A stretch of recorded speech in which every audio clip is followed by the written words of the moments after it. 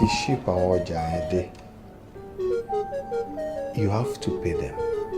Tó o bá ti fojú ẹ rí ọjà bá tẹ̀lé ká tó dẹ̀ pé, then you check. Wọ́n lè kó ọjà sílẹ̀ tí wọ́n bá rí owó. Yes, you have to pay them. I mean, how do you think the business will thrive if you don't pay? It's all right. Tí wọ́n tó bá jà tó lọ́jà kò yẹ kí n. Okay, that's it.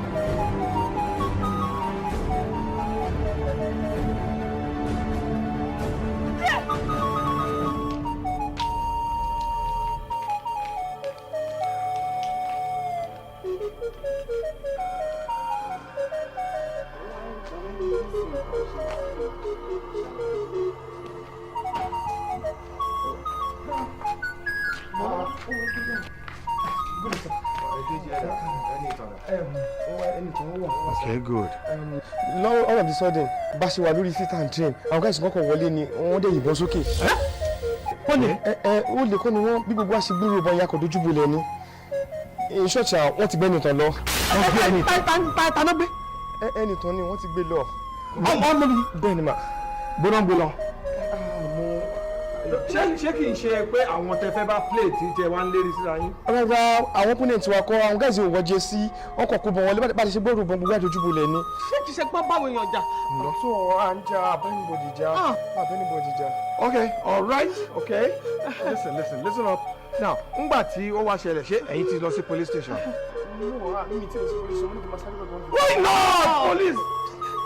Káàkiri. ọwọ́ àbí káàkiri wà lọ́wọ́ ẹ̀kọ́.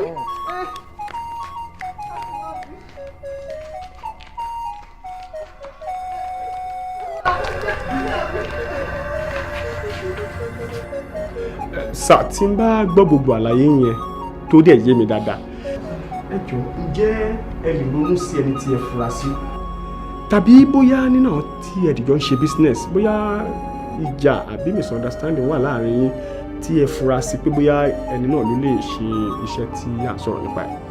ẹ sà ṣe rí bó ṣe ẹkẹ bèrè náà lẹ bèrè yẹn my kind of business kò sí kọ́nù kankan bẹ́ẹ̀ àwọn tèmi ń bá ṣe business tó bá ti ń deliver ọjà fẹ́mi ni mo ń sanwó fún wọn tó bá dẹ̀ jẹ́ mi náà ni mo supply wọn kíá náà sanwó fún mi so ní reason láti jà tàbí pé à ń bínú ara wa débi pé a máa wá gbé ara wa lọ́mọ àbá kò business tèmi ò lọ bẹ́ẹ̀ yẹn wọn ò lè dupe mi ò lè dupe wọn torí gbèrú mi kò sàn mí ni. ok madam ẹ ti gbọ́ nǹkan tí wọ́n sọ kí ni nǹkan tí ẹ̀yin rí tí ẹ fẹ́ sọ lórí ọ̀rọ̀ yìí. ọ̀gá ọlọ́pàá ṣe rí ọkọ mi àtọmọ mi àwọn ọ̀rẹ́ méjì péré tí mo ní láyé mi nìyẹn. I don't have friends, I don't keep friends. Iṣẹ́ mi lẹ́yìn pé kí n dẹ̀ travel kí n ra ọjà mi kí n dé kí n kó fáwọn tí mò ń kọjá fún. Matter of fact ìgbà tó bá tó ta ọjà tán tó bá tẹ́ wọn lọ́rùn náà máa wá sanwó mi fún mi. Kò dẹ̀ sí gbọ́nmi sómi ò tó láàrin wa rí. So kí ni nǹkan tẹ́nì kọ́kọ́ fẹ́ sọ pé mo ṣe fún òun tó fẹ́ gbé mi lọ́mọ.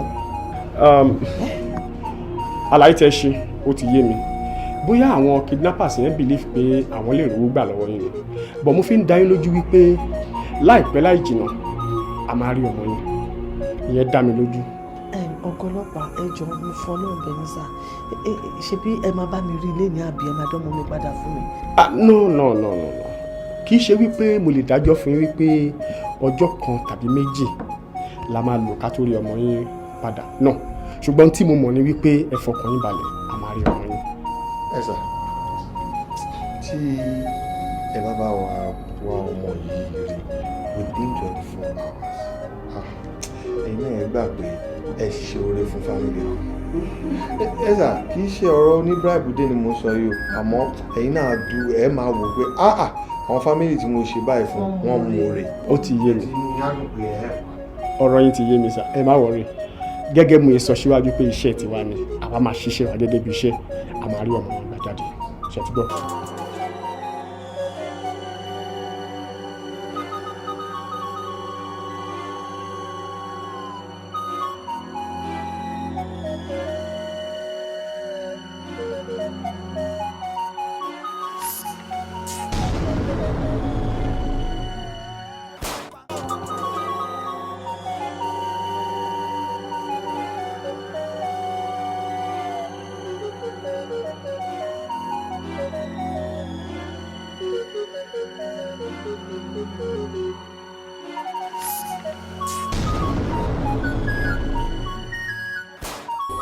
kì í ṣe pé mo fura sẹ́ni kankan but the only person tí mo suspect òun ni Saheed ọmọ ìyá mọ́rí adama ń pè tàbí ká pè ní Saheed ọmọ Yunifúfù òun ni former captain tí mo wà ṣẹlẹ̀ bí gbogbo tọ́lá ní football academy ṣe tó yẹn wọn ò fààyè gbàgbàgbà any player tó bá ti fọkọ most especially tó bá yẹ pé ó gba captain band dání tó wá ní ká dé ní 7 tó wá dé níbi 7:15 or 7:05 ẹ̀ṣẹ̀ tó ṣe ń jọ ẹ̀ ní a ní match wà pẹ́ di venue so management wọ́n dẹ́ replace ẹ̀ pẹ̀lú ọ̀rẹ́ mi ṣàtìgbà tó rẹ̀ mi ti gba captain band yẹn láti ní problem pẹ̀lú ẹ̀ tó bá kì kò ní dáhùn tó bá instruct wa wọ́n máa kọ́ máa disturb wọn máa ṣe bó ṣe wọn ni So he was the only one to play no dosi láti ìgbà tó rẹ̀ mi ti jẹ́ captain team wa. So ìyẹn nìkan ni tí mo kọ òun nìkan ni mo suspicion. Okay, no problem. Ọmọlé bàbá yẹn gangan.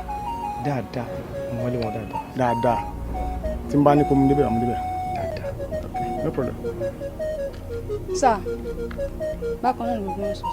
Okay, no problem. Thank you. All right, sir.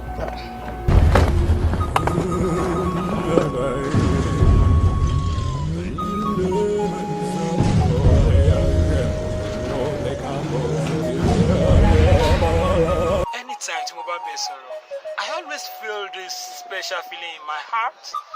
You are just so special to me. Let me just say, I love you. Are you serious? Honestly. No problem.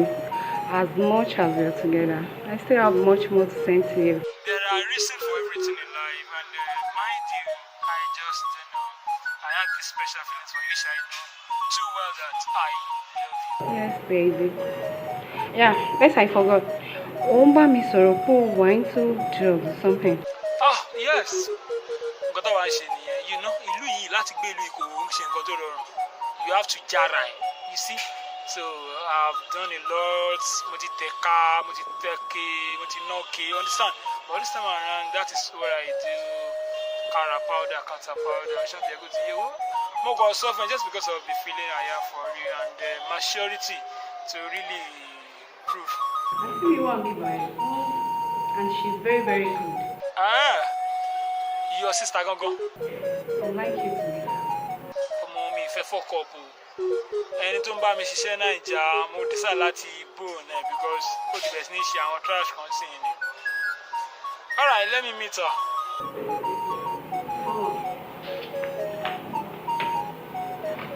Hi. Oh. Báwo ni? Ẹ kú ìgbádùn ma. Ìwọ ńkọ́? À ń dúpẹ́ fún Ọlọ́run ma. Àrà rọ́gẹ̀dẹ̀ náà ni ṣé understand ká máa yọ jayé. Mo gbọ́ nípa business sọ pé ò ń ṣe very good business ní bíbá yìí ni o. Bóyá tí o bá ti fẹ́ dé kò jẹ́ kí mi mọ̀ màá bẹ́ẹ̀ find out nípa àwọn tó ń ṣe then èmi gan wà interested. Àwọn èèyàn wa nílùú àwọn ti jẹ́ kí gbogbo nǹkan súyàn because a kò máa wá ògbó ọ̀nà tó fẹ́ fi jẹ́ máyé ni. Understand, but lágbára Ọlọ́run mo promise you we are going to do it all together. Okay, Mama, I expect it. Nice talking to you. Oh, it's my pleasure, ma. Bye. Thank you. Let me talk to my baby. I can't just appreciate you enough, but I sincerely do. I really appreciate all your efforts. Oshegon. All right. Because this is start, so when I shall go now, your Juluma makes sense. So definitely I'll be sure. I'm even have it in mind to come around very soon. So it will make it even more faster because I have to come. I need to see my baby. Babe, just take care of yourself. I always remember that somebody loves you so much. And I'll talk to you later. Take care. Yeah, bye. Take care. Bye. As in, big fish. Iṣẹ́ tó dẹ̀ ń ṣe yẹn, iṣẹ́ tó ní owó lórí burúkú ni. Ṣé mo kọ́ tó wá ṣe fẹ́ mi? Ìwọ máa bá sọ̀rọ̀ every time. Kó máa make sure pé òun mọ ibi tó wà, nǹkan tó fẹ́ ṣe at every particular time. Kò yẹ. Tó bá ti kú bí few days tó máa dé, ìwọ jẹ́ kí mi mọ̀. Kò yẹ. Good deal ni o.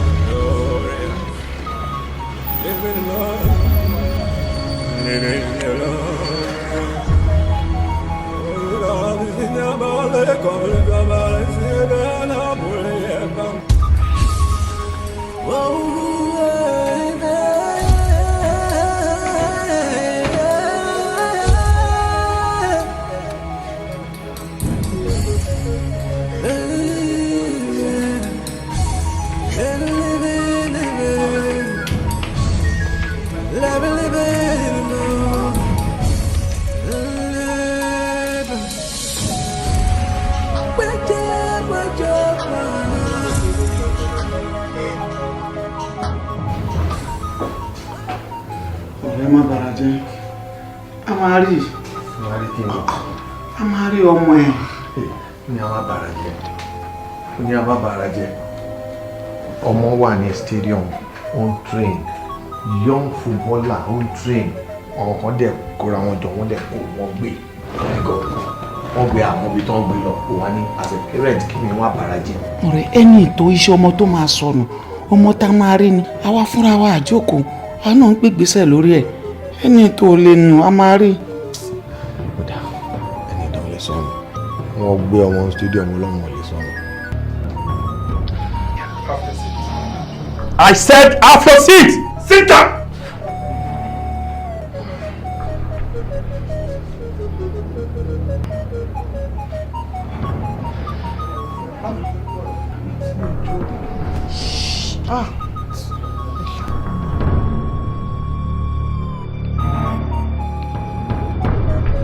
Ọmọ tó ń ṣe training. Lọ máa rí ẹni tán. Hello. Bá ọmọ ẹ sọ̀rọ̀. Wọ́n ní kí n bẹ́ẹ̀ ní tó sọ̀rọ̀. Hello. Hello Ẹnìtàn, báwo ni? Hello daddy. Olúwa gangan kí ni nǹkan tó ń ṣẹlẹ̀ kò sí ẹ̀kọ́. Wọ́n ti kidnap mi jọ. Okay, kí ni Bolówà? Just describe the situation and the. Gbé kíní fún mi.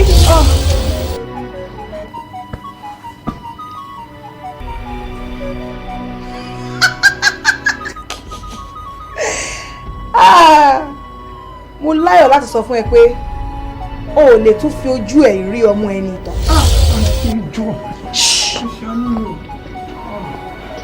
Torí pé kí ni ó ti wà lọ́dọ̀ ẹni tó ní. Ó má try kó máa wá rárá o. Torí tó bá wá ó kàn ń ṣe àṣedànù ni o ò lè rí. Ẹ jọ̀ọ́ ṣe rí one word. Bastard. Abala. Iṣẹ́. Stand up. Obi. Wá mi láti fi ajẹ́ o. Ìyẹn tó bá jẹ́ pé ìwọ fún ẹ corporate. Anything tó bá fẹ́ béèrè lọ́wọ́ mi. Nǹkan tó bá fẹ́ jẹ, nǹkan tó bá fẹ́ mu. Gbogbo ẹ̀ béèrè lọ́wọ́ mi máa ṣe fún ẹ. Move. Move. Ọ̀rẹ́ kí náà wí èwo ni ìgbésẹ̀ tó kàn. Wọ́n ní kí n bá Ẹnìtàn sọ̀rọ̀. Ó dẹ̀ ti bá a sọ̀rọ̀. Mo ń bá Ẹnìtàn sọ̀rọ̀, mo ti kó tiẹ̀ kan describe situation tó wà.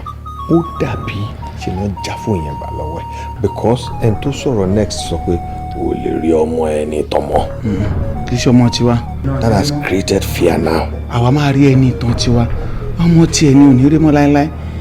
Ọ̀rẹ́ jẹ́ ká pèrè àṣàkíyèsí o. Ṣé kìí ṣe àwọn tẹ̀jọ́ ń ṣe business àwọn ni wọ́n ń fara pamọ́ tí wọ́n ń ṣe gbogbo nǹkan tí wọ́n ń ṣe ṣá. Business.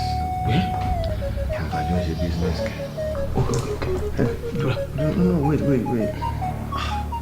Ṣé tí wọ́n bá ṣe business lè kidnap ọmọ èèyàn àti pé mi ò cheat anybody nínú gbogbo àtàjọ jókòó tá là ń ṣe business.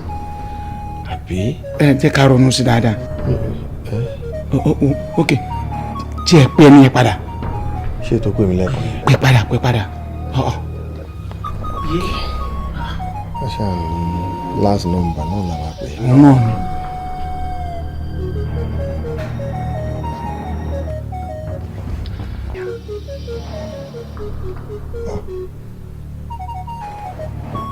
Switched off. Ṣetán. Ronú lọ síbi tí mo ronú lọ. Ṣetán. Hey, God.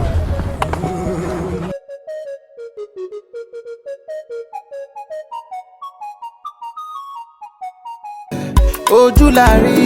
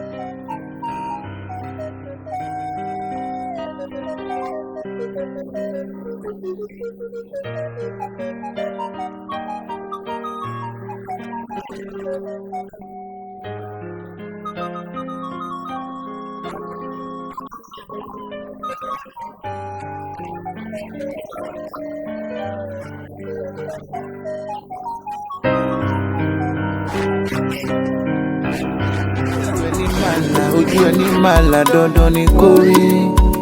If no be God, ọ̀tá ò fẹ́ ká níláárí. Ojú la rí, a ò mẹ́ni tó fẹ́ ní dènà. Wọ́n ń gbógun, wọ́n ń dìtẹ̀, wọ́n fẹ́ ká níláárí. Inú ẹ̀dá jí, odò ayé. Áfíríkà máa jí, odò ayé. Ayé lè o, odò ayé. Kọ́lọ́run ṣọ́, odò ayé. Inú ẹ̀dá jí, odò ayé. Áfíríkà máa jí, odò ayé.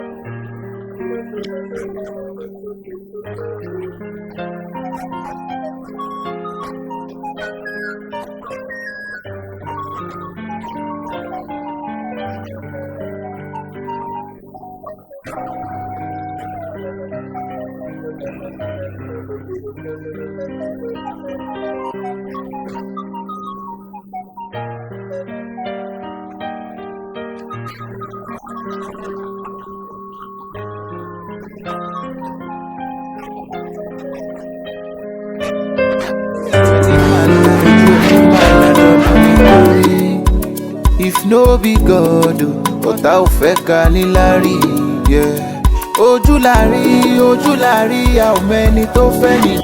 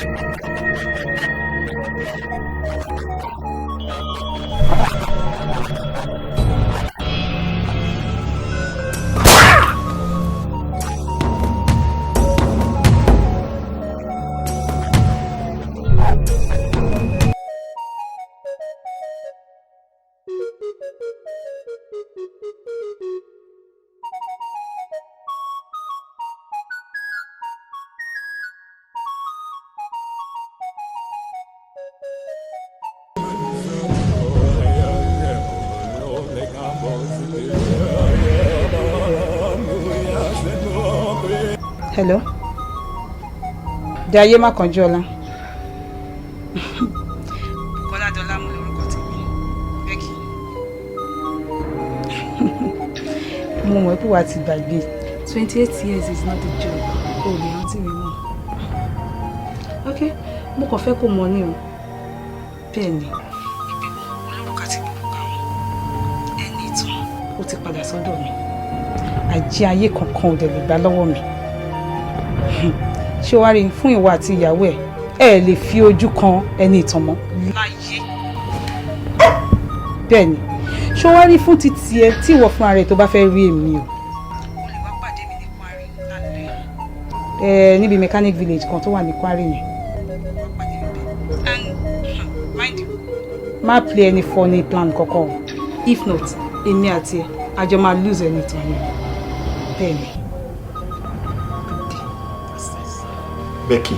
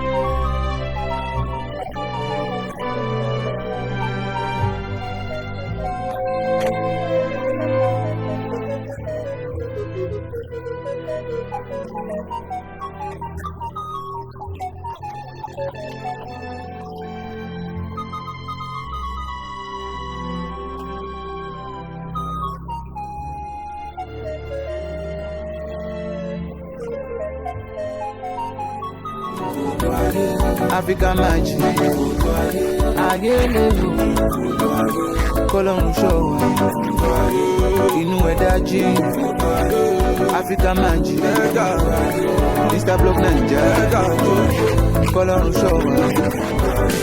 Shit is deeper than you think, oh. Me, I dey calculate my steps like a Lincoln.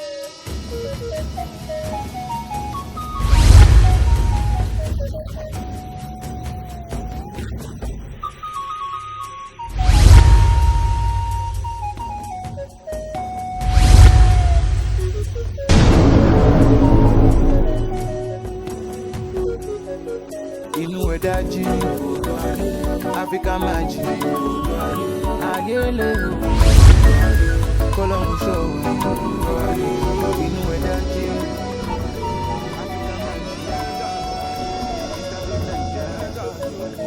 kọ́lọ́run ṣọ́ wa. than you think, oh. Me, I dey calculate my steps like a Lincoln. I keep to myself, whatever. Pé àyọpẹ́ ti yọ nísìn àyọpẹ́ ti yọ ṣùgbọ́n nǹkan kan lèmi kọ́ máa fẹ́ kó tí ká ṣe. Sórí a ti dúpẹ́ lọ́dọ̀ Ọlọ́run a dẹ̀ máa dúpẹ́ délẹ̀ ṣùgbọ́n ìmọ̀ràn tèmi ni pé tó bá ti ń lọ síbẹ̀ yẹn rí pé o kó àwọn ọlọ́pàá dání. Ọlọ́wọ́? Yes, ọlọ́pàá. Àwọn tó tó ní sórí ó lè jẹ́ ọ̀tọ̀ lérò tó wà lọ́kàn tiẹ̀ bí wọ́n ṣe ń lọ ó lè jẹ́ tó lérò tó máa wà lọ́kàn tiwọn lọ́rùn tó bá dé kó tó lọ jí wọn náà gbé sí ìyàwó náà lọ́rùn kó tó náà tó lọ máa wá àwọn kan. Hello sir, èmi ò ní kọ́ ọlọ́pàá dání.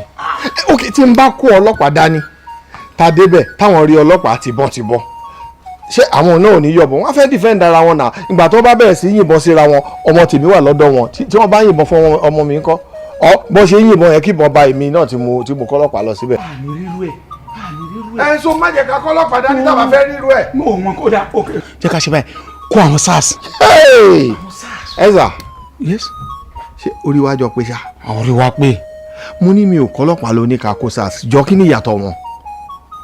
Shall we go? bẹ́ẹ̀ tí ronú sọ̀rọ̀. ṣé ká máa lọ àbí o ìfẹ́ máa dúró rojọ́ SARS. ọba ronú sọ̀rọ̀ mi. mi ò kọ́ ọlọ́pàá lọ. ó jàre ó yé mi.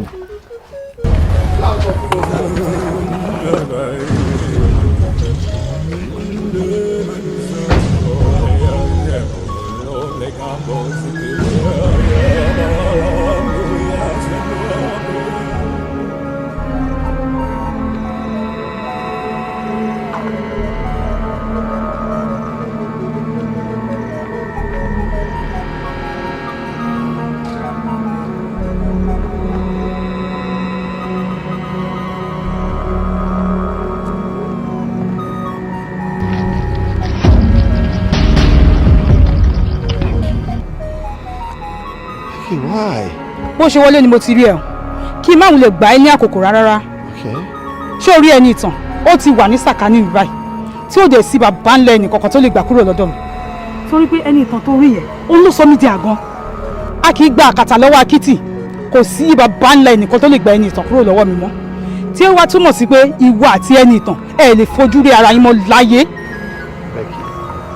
ìwọ ò bá má ṣe bẹ́ẹ̀ yẹn náà. I mean, what you should have done is tell me what you want and I'll give it to you. If it is money, tell me. Tell me any amount. I'll give it to you. I can give you a blank check.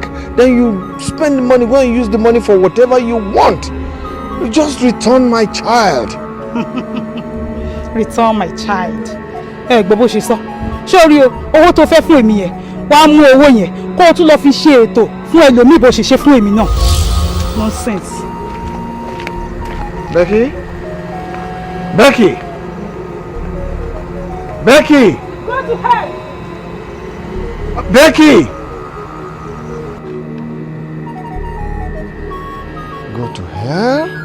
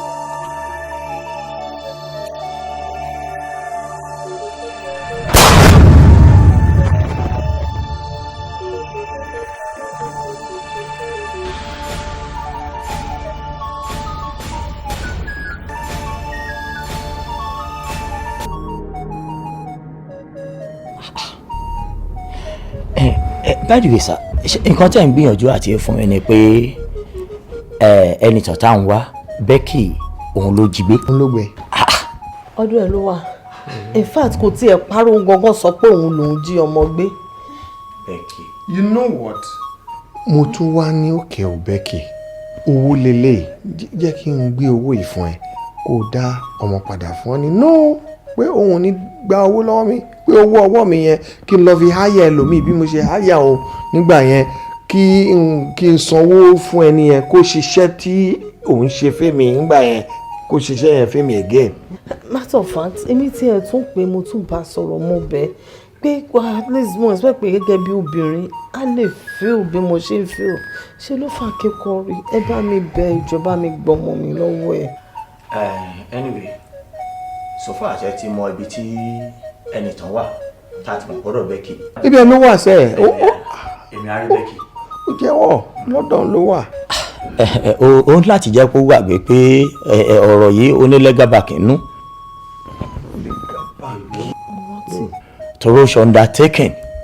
Who signed me? Yes, she did.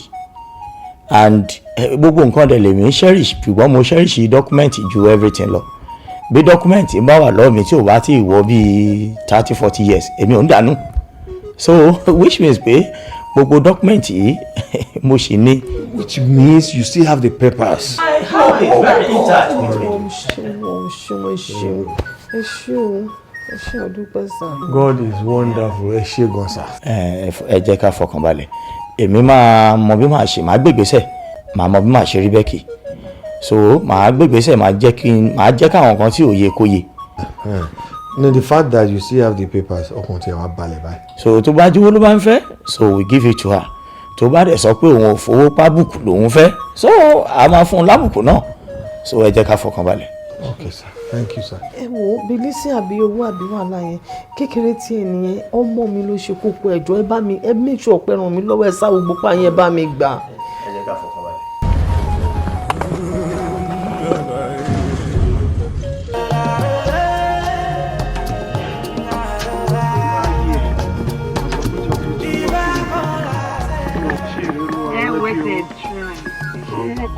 Anytime ó kọlẹ̀kùn wá ṣe fún kò níṣòro kankan tó bá jẹ́ tówó tàbí báwo lè. Àwọn tí mo wọ́ lọ́kọ̀ ilẹ̀ ló máa jẹ́ kó tó ká wa mọ́ kó tètè. Ọ̀gbẹ́ni stop there oya off it go down oya move go down oya move move.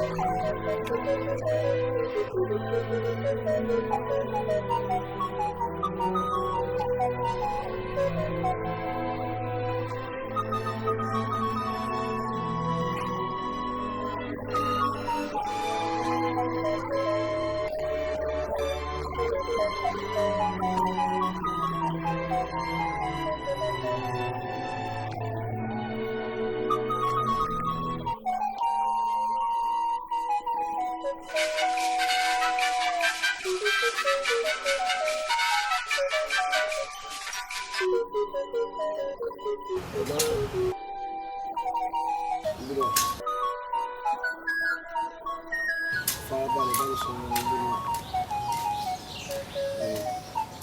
Ọ̀dọ́gbọ́n fún ọ.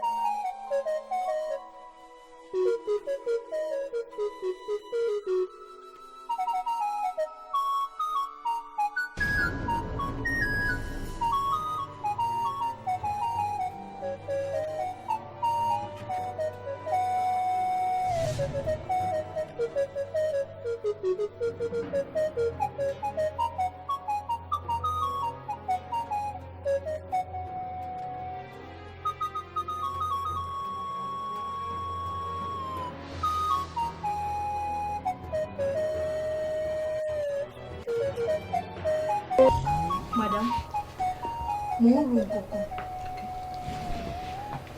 Bí ẹnìkan ṣe wà ní ọ̀dọ̀ yín sí. Mo ń wò pé ẹ̀yin àti ẹnìtàn kẹ́ fìlú ìsílẹ̀. Bẹ́ẹ̀ kẹ́ travel out. Reason ni pé àwọn tí wọ́n wá ẹnìtàn tẹ́ bá ṣì wà around nínú ìlú yìí, ó ṣeé ṣe kí wọ́n trace yín kó gbé ẹnìtàn padà lọ́wọ́ yín. Ṣùgbọ́n tẹ́ bá travel out, ṣe mọ̀ pé wọn ò ní lè trace yín. Ẹnìtàn dẹ̀ ti di tiyín finally nìyẹn. Ó dẹ̀ rí yẹn sọ, mo like idea tó ń wá yẹn. Àbí ẹ mọ̀ bí ìyín ṣe pọ̀ tó láti inú ìlú yìí lọ sí òkè òkun ni. Níbo lẹ fẹ́ dé ná tí ẹ̀ ní rẹ́ni tó máa gbà yín? Ẹ jọ̀ọ́, ṣé ọ̀dọ̀ Fẹ́lámàt lẹ fẹ́ lọ ní Màlẹ́ ni tó máa lóun rántí gbogbo oore tẹ́ ṣe fóun? Àbí ṣé ní Cairo lẹ fẹ́ lọ lọ́dọ̀ Oyin Pants tó fẹ́ ní báwo ni tiyín ṣe jẹ́? Ẹ jọ̀ọ́ torí Ọlọ́run madam, inú mi á dùn gan tẹ́ bá lè máa lọ síbẹ̀ because mi ìfẹ́ kẹ́ni ìtàn kó tún bọ́ ọmọ yín lọ́wọ́ mọ́. Okay, no problem. I'll work on that. O ṣe gan ni, o ṣe mo dúpẹ́. Kò tó pẹ́, it's alright.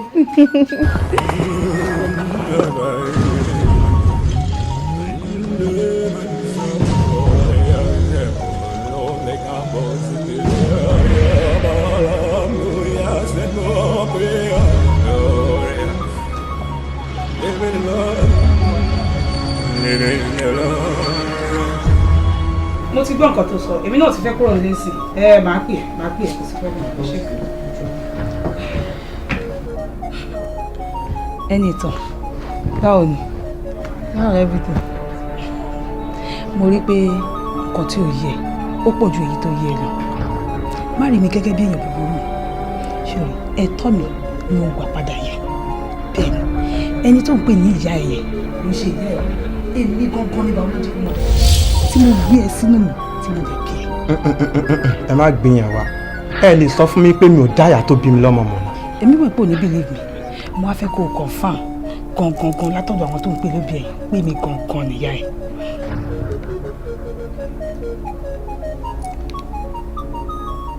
Okay, gbà. Hello mami, Ẹnìtàn ló ń sọ̀rọ̀.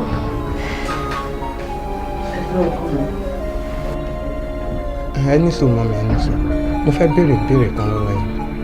Ṣé lóòótọ́ ní pé nǹkan lè bí mi? Ẹnìtàn, ẹ ṣé òun méjì máa ń pàdánù owó ọmọ? Kò pọ́sibú o. Mo ò máa yá. Fi ara ẹ̀ balẹ̀ ṣe ti gbọ́. Má jẹ́ kẹ́ni kankan tó ẹ o. Má jẹ́ kẹ́ni kankan nínú àwọn ọ̀daràn ẹ má jẹ́ kẹ́ni kankan bá jẹ́ fún ẹ o. Èmi ni mo bí ẹ. Ẹ wo ẹni sọ̀rọ̀, nǹkan tẹ̀ bẹ́ẹ̀ ó wà important. Mo ní ìdí ẹ ó wà important yìí gan. Irọ́ náà ń pa. Now tell me, ṣé ó possible ṣé obìnrin méjì, ìyá méjì ṣó ń bí ọmọ kan ṣoṣo ni? Kò ṣẹlẹ̀ rí ipò dẹ nítorí mi bẹ̀rẹ̀.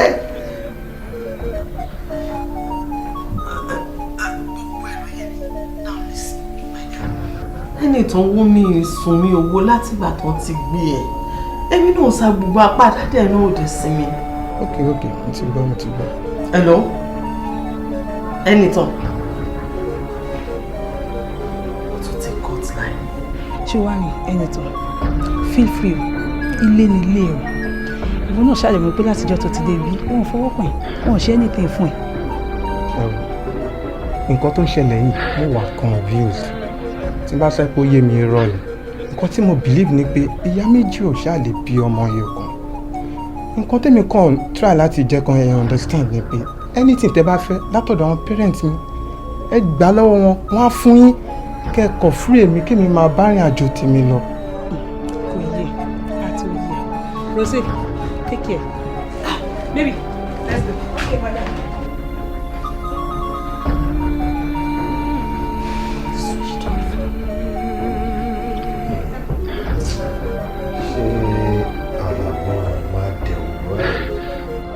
Darling, gbogbo tó ń ṣe yé mi gan ló yẹ kí n máa ṣe gẹ́gẹ́ bí obìnrin.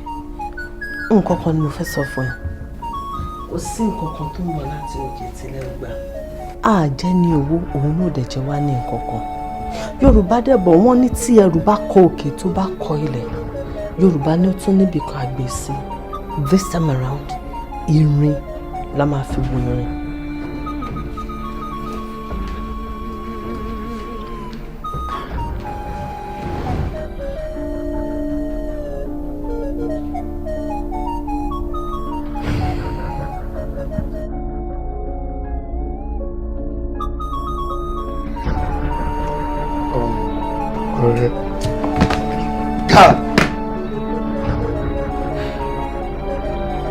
Oṣomozu láyé tó ṣe gógó action pọ̀ bí ó gógó guy wọ́n ti ní kó feel free so it's just me and you feel free so careful Jews so show use more what about video game kàtà play káwọ owó egun tí.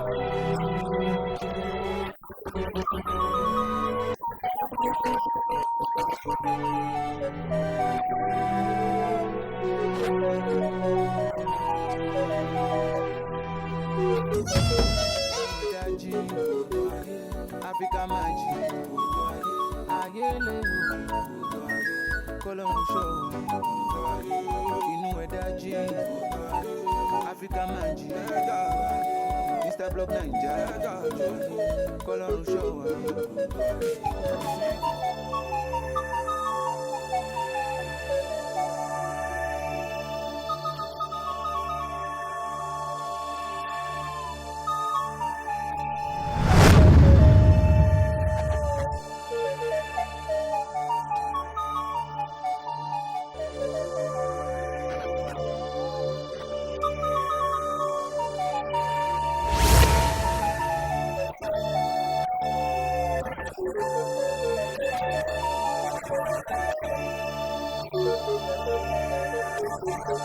Inú ẹ̀dá jí, Africa magic, ayele Kolorun show, inú ẹ̀dá jí.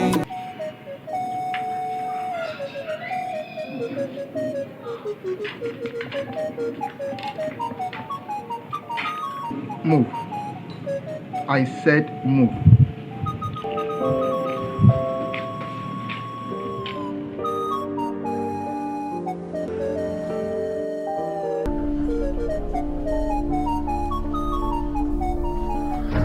Sir, clear, sir. Oh, sure. Yes, sir.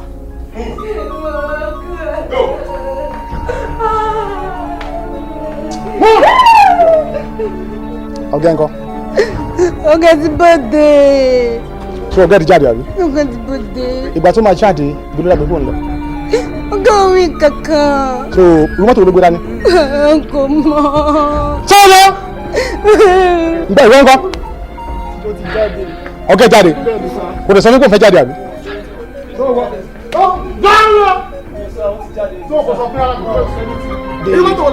Camry blue ni. Camry blue. Bẹ́ẹ̀ni sá. Okay, no problem. Stand up and move.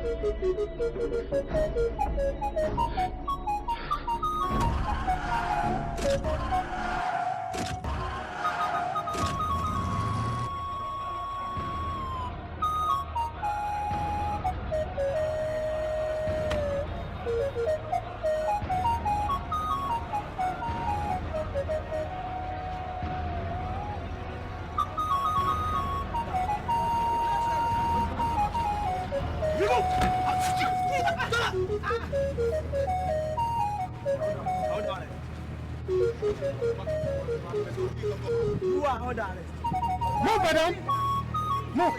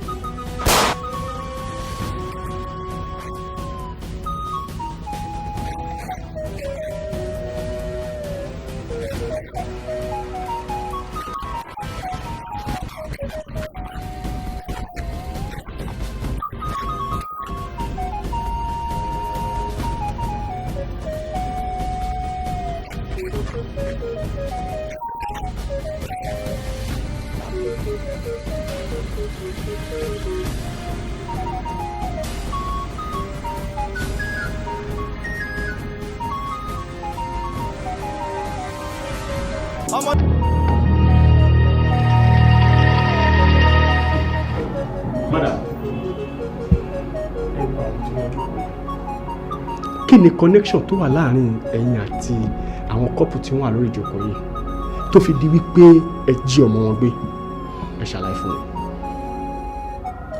Mo mọ̀ wọn, àwọn náà dẹ̀ mọ̀ mi dáadáa. Ṣé ẹ rí ní ìgbà kan?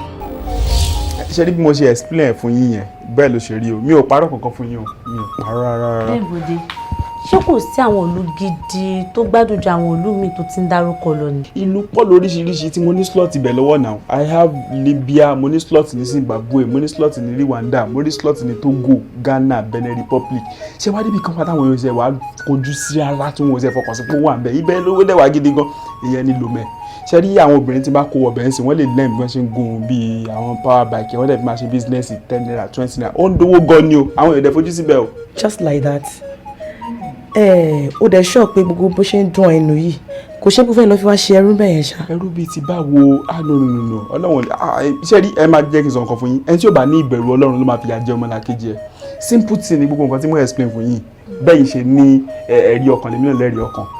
Ṣé rí àwọn tí mo ti ń kó lọ gbogbo pátá ló ọ̀rọ̀ wájú máa ń yẹra wa 6 months pé lẹ́yìn fi máa ṣiṣẹ́ tá a máa gbowó ẹ̀sọ̀wọ́ tá a máa fi di owó tá a fi gbé yín travel ìyẹn ní gbogbo wàhálà àti stress then ó póríṣiríṣi àwọn agents everybody máa gbanú ẹ̀.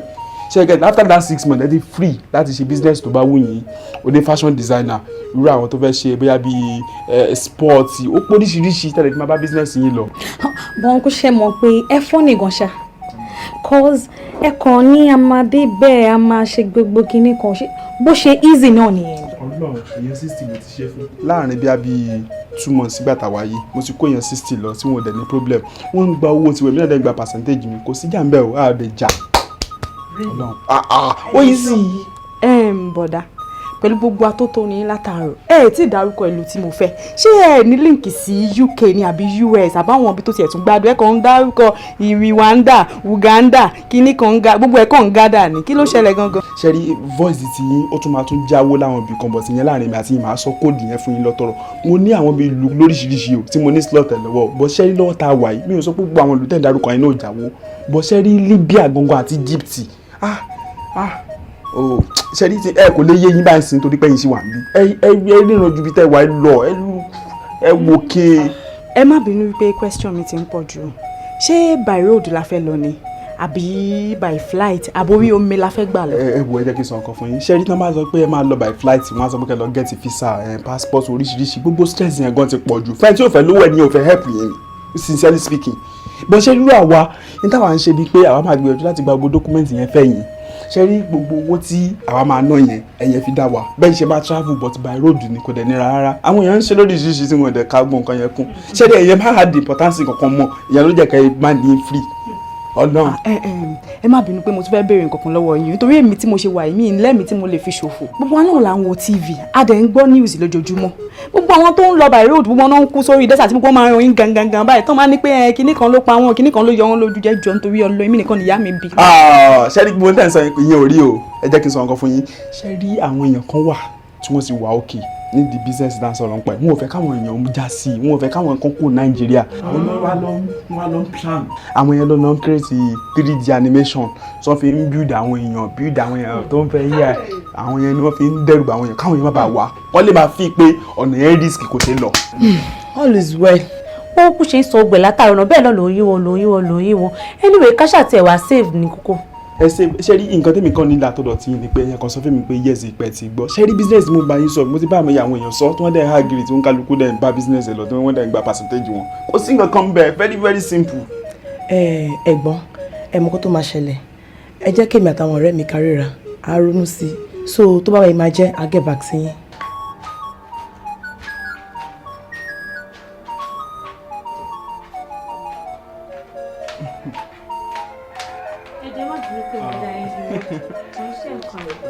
báwo lẹ́bi tí. Fine. ṣé òbínú pé mo pè. Business kékeré kan ló wà nílẹ̀ mo kàn ní kí n fi lọ mi ò mọ̀ bóyá ó máa ní interest mi ì dẹ̀ fẹ́ stress ìta fáwọn ọ̀rẹ́.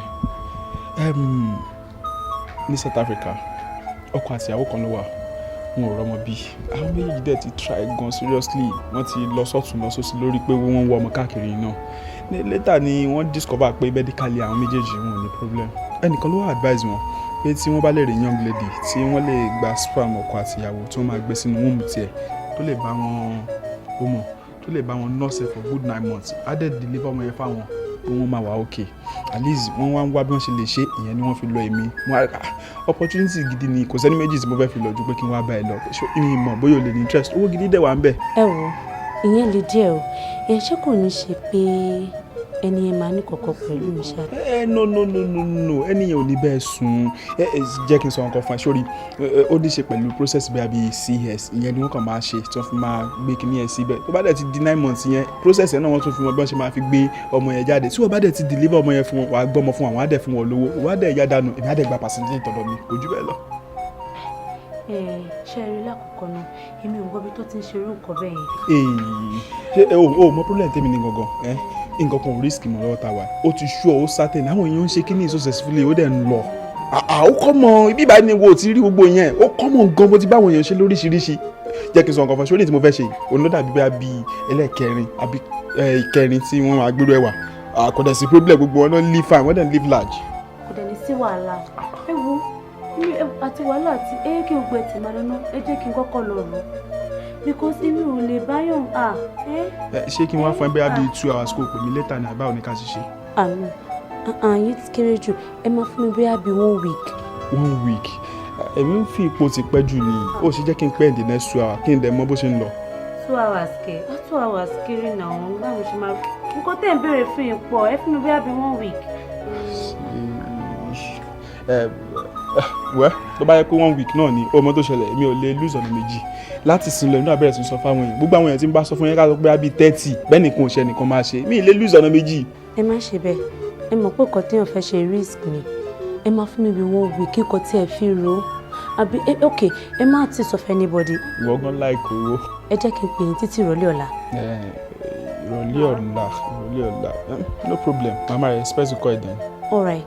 gbogbo ni mo fẹ́ kó jàǹfààní yẹn o mo dẹ̀ fẹ́ kó ro dáadáa ó simple gan kò nira.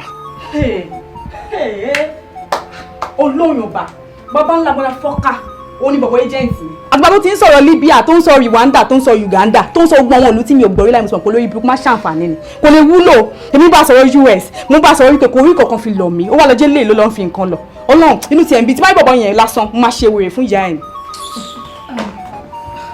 wo Becky àsìkò ti tẹ̀ yìí lóde o abeg may you grab am sharp má tẹ̀ dúró tètè àṣẹ nǹkan tó fẹ́ ṣe ni. wo ọ̀rẹ́ mo bẹ́ẹ̀ yọ opportunity lélẹ́yìí má kárí ẹ̀ rárá wo tó fẹ́ pè mí ni mo rí opportunity ni má ṣe. yes ọ̀rẹ́ owó ni kókó náà àmọ́ kó lọ seek fún medical advice lẹ́yìn yẹn tó bá ti wà okay go ahead I wish you best of luck. all right alátúnṣe mi ló máa ma ti ṣe rẹ̀ I'll think about it.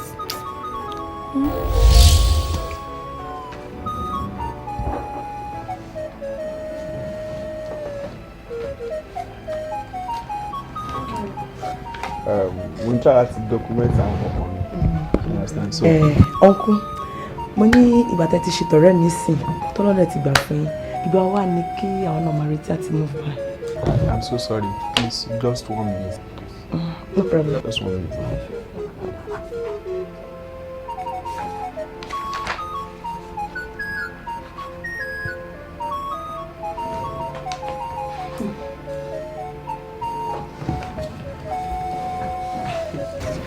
Becky, here's your own coffee.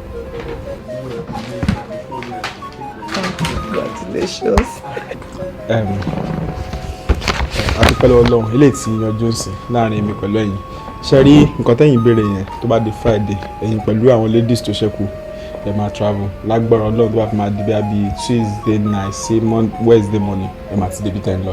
Congratulations ọ̀rẹ́ mi. I'm happy for you. Yeah. Thanks very much, Uncle. Congratulations once again. Actually àti ní agreement nsìn gbogbo wa dẹ̀ ti mọ̀ yẹn láàrin àwa méjèèjì bọ́n tí nǹkan kan tèmi fẹ́ kẹ́ mọ̀ ni pé ṣẹ́rí nípa ti percentage tèmi bẹ́ẹ̀mi ṣe máa gbà yẹn ẹ̀yẹn fi yẹn dá èmi ṣe get lágbára ọlọ́jọ́ ká máa wò wáyà bí in 2-3 weeks time so at least you should be able to join them there. That's good. Thank you. Yeah, there's nothing. Thank you. Lẹ́yìn ìgbà tí mo wá padà dé sí Nàìjíríà mo meet Báyọ̀ tó rẹ́dí àti fẹ́ mi sílé gẹ́gẹ́ bí ìyàwó ṣùgbọ́n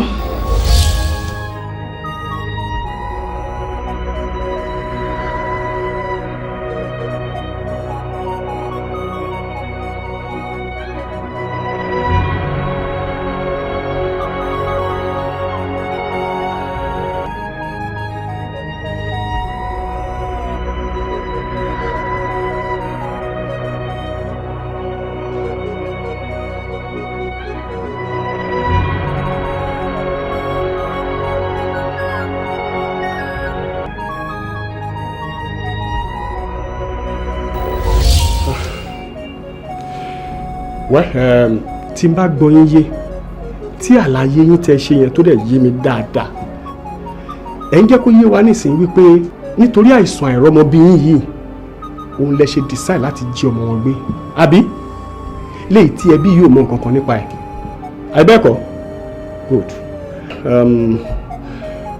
officer sir ṣé kìí ṣe àwọn patrol yẹn lóde yẹn. Yes sir.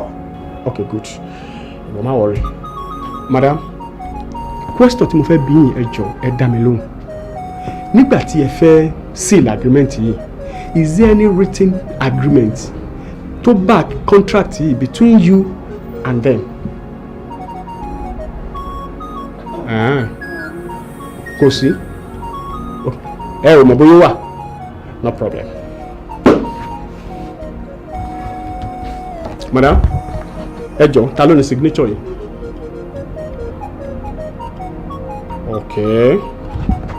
Okay. Ara yín ti wálé àbí? Ẹ̀yin fúnra yẹn ti ríbi tẹ sáyẹ̀nsì àbí? Ẹ jọ̀ọ́ torí Ọlọ́run ẹ kàn ṣàlàyé fún mi kí ni nǹkan tí àwọn ẹbí wa ṣe fún yín? Nǹkan tí wọn ò mọwọ́ tí wọn ò mẹsẹ̀ can you imagine? N ta bá ń sọ fún yín nìyẹn. Ẹ ti jọ seal agreement, ẹ ti gbowó, wọ́n ti sanwó fún yín. Ẹ dá o. Anyway, mi ì lọ́rọ̀ tó pọ̀ tí mo fẹ́ bá yín sọ. N tèmi mọ̀ ní wípé gẹ́gẹ́ bí ọlọ́pàá àwa ti ṣe wa bí iṣẹ́ Ọlọ́run dẹ̀ ti jẹ́ ká rí yín mú. Àá máa charge yín sí court báyìí. Yes, ó yà yín lẹ́nu. Ẹ má kó yà yín lẹ́nu. Ẹ̀sùn tá a máa torí ẹ̀ gbé yín lọ sí court ni wípé ẹ jí ọmọ wọn gbé. Tẹ̀bá wá dé court o, ohun tó bá wu adájọ́ òun ló máa dá lórí ọ̀rọ̀ yìí.